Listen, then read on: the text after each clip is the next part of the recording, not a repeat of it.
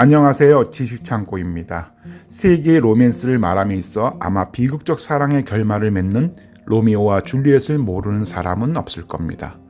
16세기 말 섹스피어에 의해 희곡화되어 지금까지도 영화로 제작되는 등 많은 이들의 사랑을 받고 있는 작품입니다. 이런 이유로 배경이 되었던 이탈리아 베로나에는 아직까지도 줄리엣에게 보내지는 수천 통의 러브레터가 전 세계로부터 쇄도하며 발렌타인데이에는 그 수가 더욱 증가합니다. 하지만 이들 중 섹스피어 원작에 나오는 줄리엣의 나이가 고작 13살에 불과하다는 것을 아는 이들은 많지 않습니다.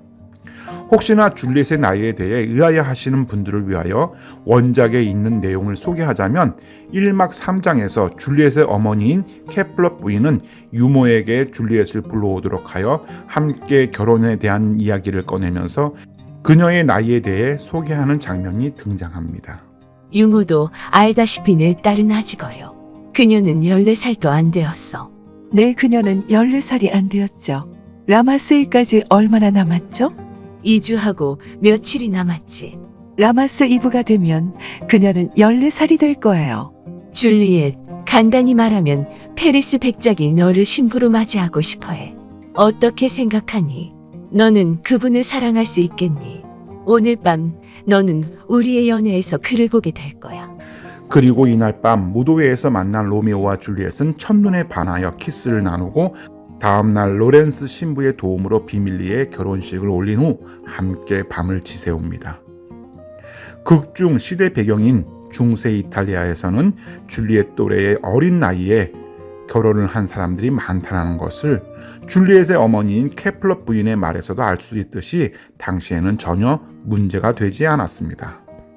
줄리엣, 여기 베로나에서 내 또래의 아가씨는 이미 엄마가 되어 있어. 내 경우도 지금의 네 나이쯤 너의 엄마가 되었단다.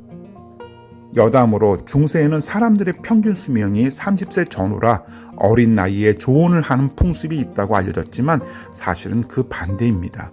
어린 나이에 결혼을 한 소녀들은 어머니로서의 지각이 없었기에 이런 유아에 대한 무관심은 높은 유아 사망률로 나타났으며 중세 시기에 노인 인구가 많았음에도 불구하고 평균 수명이 30세로 낮추어졌다고 학자들은 평가합니다.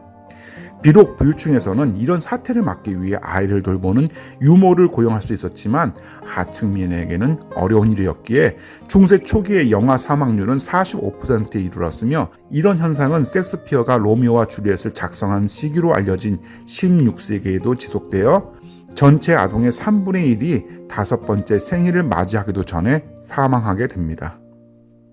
결혼 적령기가 16세로 높아진 17세기 말부터 영아 사망률이 점차 감소하였다는 것은 이를 반증하는 좋은 예시입니다.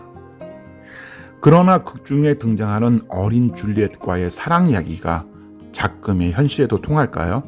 우리나라에서는 청소년을 보호하기 위한 두 가지 법이 있습니다. 하나는 미성년자 의제 강간이라는 법률이고 다른 하나는 아동복지법입니다. 미성년자 의제 강간이란 비록 미성년자의 동의가 있었다 하더라도 미성년자임을 알고서 성관계를 가졌다면 간음 추행으로 간주되어 처벌받는다는 규정입니다.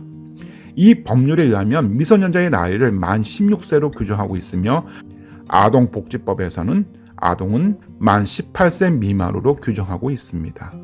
따라서 이 두 법률에 의해 13세의 줄리엣과의 사랑은 작금의 대한민국에서는 법률상 불가능합니다.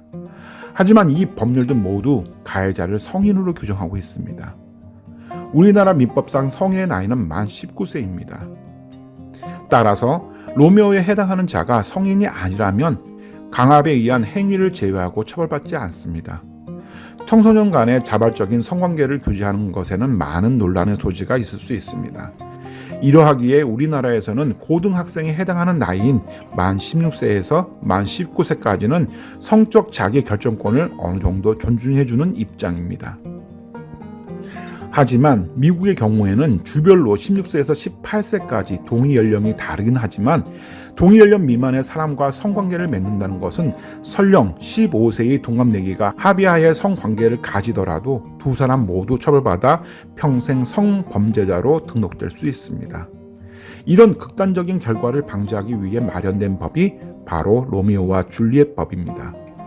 예를 들어 13세의 여자아이와 15세의 남자아이가 서로 친근한 관계를 2년 동안 지속하는 가운데 남자아이는 동의 연령을 넘긴 17세가 되었지만 여자아이는 여전히 15세의 동의 연령을 넘기지 못한 상태에서 성관계를 가졌다면 의제강간에서 예외로 규정하는 법입니다. 이 로미오와 줄리엣법에 적용되기 위해서는 첫째, 오랫동안 교제해 왔다는 사실을 입증해야 하며 둘째, 서로 간의 나이차가 4살을 넘지 말아야 한다는 것입니다. 앞서 우리나라와 미국의 청소년에 관한 법률을 살펴보았듯이 현재의 법률 시스템에서 미성년자인 어린 줄리엣과의 사랑 이야기는 존재할 수 없습니다. 그럼에도 불구하고 언론 보도상에서 미성년자를 대상으로 한 성범죄를 마치 합의된 사랑에 의한 것인 양 변명하는 이들을 종종 목격할 수가 있습니다. 만약 그들이 말한 사랑이 진짜였다면 상대방이 성인이 되어 스스로 결정할 수 있는 나이가 될 때까지 기다려줄 수도 있지 않았을까요? 지금까지 지식창고였습니다. 끝까지 시청해주셔서 감사합니다.